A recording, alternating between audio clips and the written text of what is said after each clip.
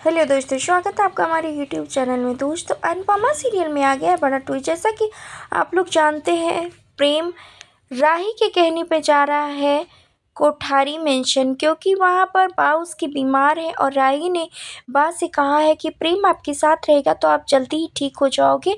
इसलिए प्रेम मान जाता है राही की बात और बा के लिए जाता है कोठारी मेंशन। जी हाँ दोस्तों, बा के लिए कोठारी मेंशन जाने के लिए वो आता है अनुपमा और राही को घर पे छोड़ने और छोड़कर वहाँ से चला जाता है। इधर बा आरती की थाली सजा कर बैठती हैं और प्रेम के आने का इंतजार करती हैं।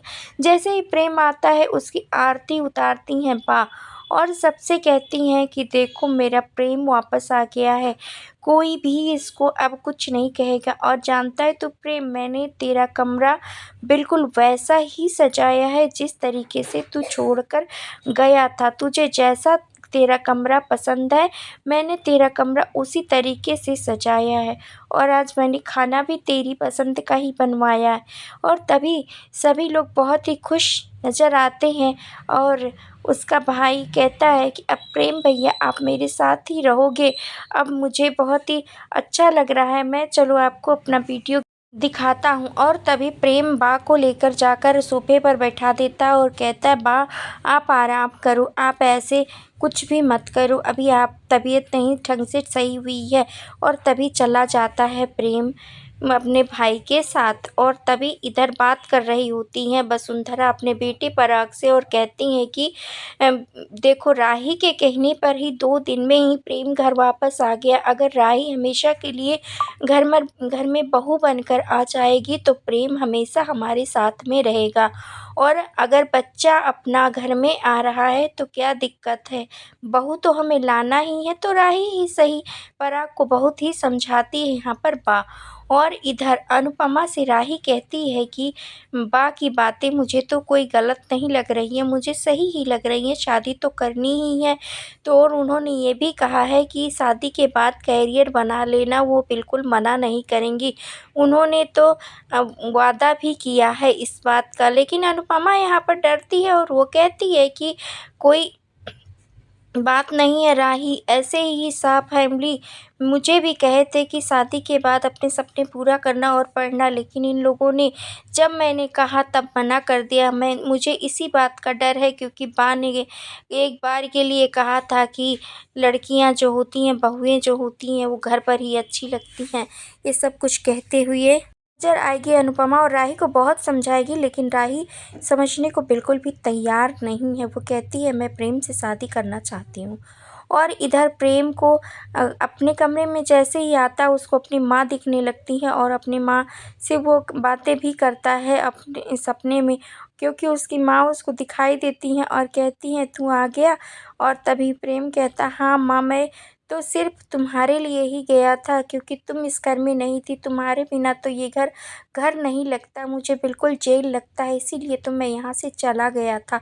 और तभी यहाँ पर ख्याति आती है और कहती है, ले बेटा प्रेम जूस पी ले। तभी ख्याति से प्रेम कहता है कि मेरी माँ की फ़ोटो को किसने हाथ लगाया। तभी ख्याति कहती है, मैं एक दिन कमरा साफ़ करने आई थी तो हवा आकर खिड़की से ये फ्रेम टूट गया था, तो मैंने ही जोड़कर इसको सही किया। तभी प्रेम ख्याति को सुना देता है कि आप तो रिश्तों को तो खराब ही कर चुकी हैं, कम से कम मेरी माँ की यादों को तो रहने दो। ये सब कुछ प्रेम ख्याति को सुना देता है, जिसकी वजह से ख्याति बहुत दुखी हो जाती है और परेशान होके दुखी होके रोते हुए जा रही होती है। तभी रास्ते में उसको मिल जाती है बा और बा कहती है, तुम प्रेम की सौतेली माँ हो, माँ बनने की कोशिश मत करो, क्योंकि प्रेम कभी भी तुम्हें नहीं अपनाने वाला है। ज़बरदस्ती उसको ऐसा मत करो कि वो चला जाए वापस से तुमसे गुस्सा होके।